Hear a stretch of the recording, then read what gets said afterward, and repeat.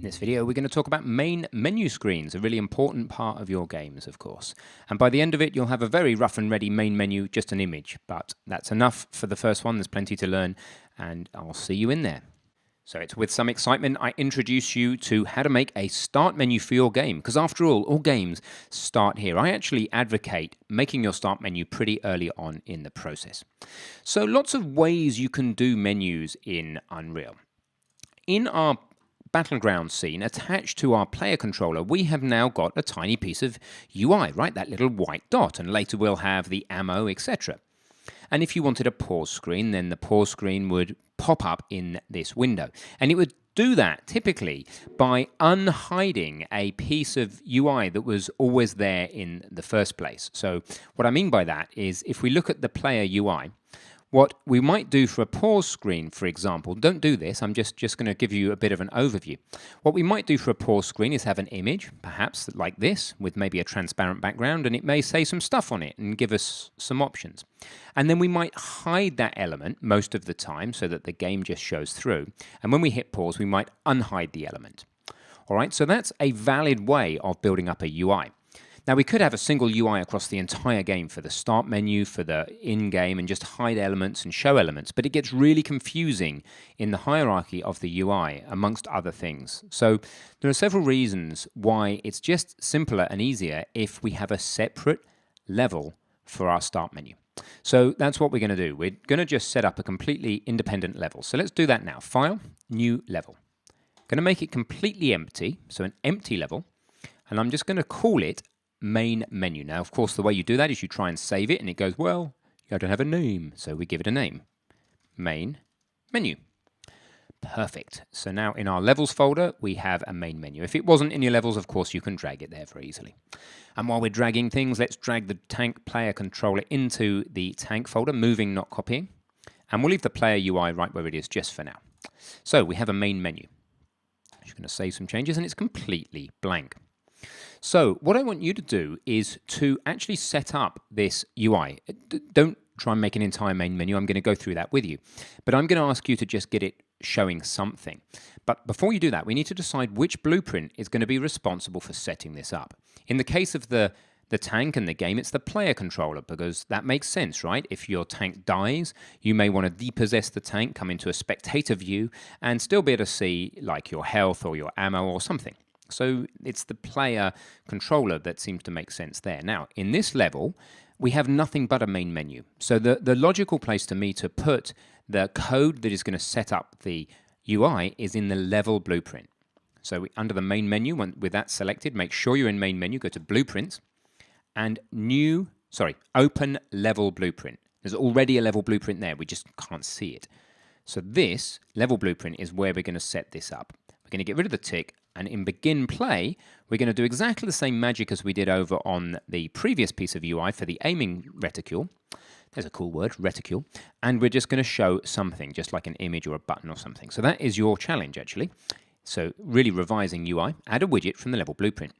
Open the main menu level blueprint, as I just did. Create a blueprint to add the widget to the screen. So make a widget. You haven't even got a UI widget yet. Make a widget class, blueprint class, just like we did for the player. And then create some blueprint code to add that to the screen. Same as we just did. And test it works, by the way, with a button, an image, or just some UI element so you can see that it's working. So this is going to be a great revision of UI for you. Make sure you understood what we did in the previous video. So pause the video. Please don't just watch my solution. Please take the opportunity to challenge yourself. That's where all the learning happens. And I'll see you in a moment. Okay, welcome back. Let's make this happen. Arguably, the most sensible thing to do first is to actually create ourselves our piece of UI. So we have a player UI.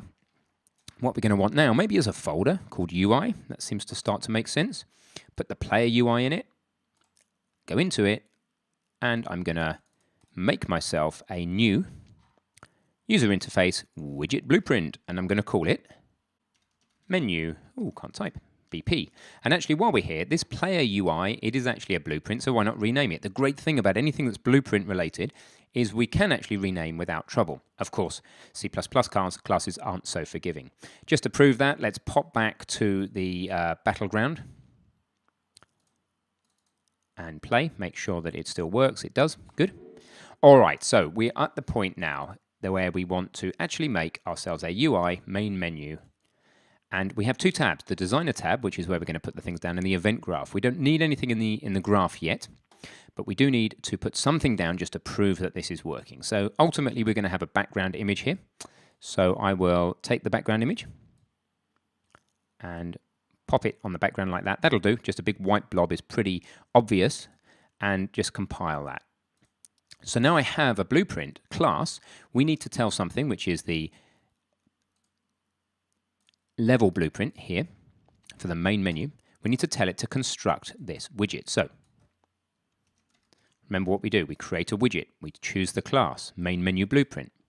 That's all you need to do there. That spits out a reference to the actual instance of the blueprint. Of the widget class, sorry. Of the widget, the user interface. Now, we add to viewport. Wires it up automatically for us. And that should be it. Let's compile it. Play. We have the essence of a main menu. Fantastic. So now let's start actually configuring up the main menu and have it do something, like have a background image might be a start, right? Well, we're going to get you an image that you can use for the background. Now, the way I found the image that I supply in the course, I think, is I just went to, I can't remember, tank firing or something. As a Google search, I go to search tools, I look for, where did I do this? Images, search tools, usage rights, label for reuse with modification, just to be fairly safe, and here's the tank image itself. So you could just go and get it from Wikipedia, or you can download it from against this lecture. So I'm going to download this image, view image, oops, just to show you, and you can go and choose any image you like, but obviously if you're making a commercial game, just be a little bit careful about what you do with that image. There it is, there's the image, and let's pop into the main menu,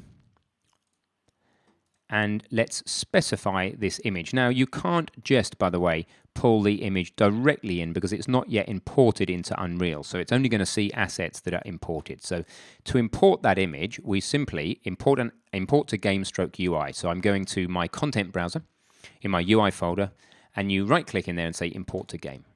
Then we can go and find the relevant image like that, and there it is. We have the image. Great. So now back in the main menu blueprint, that image I put on the background, we can then go and specify what the actual image that we're going to be using here is. So I'm going to call it background image for a start. We'll worry about the anchors and stuff in just a moment. Let's just get the image in to make sure that it is behaving itself. So can you see in this menu system where we set the image? It's not completely obvious. It's actually under the brush. We're brushing this box with the image. So you open up the brush, and now you can go ahead and choose with that drop down the image we imported.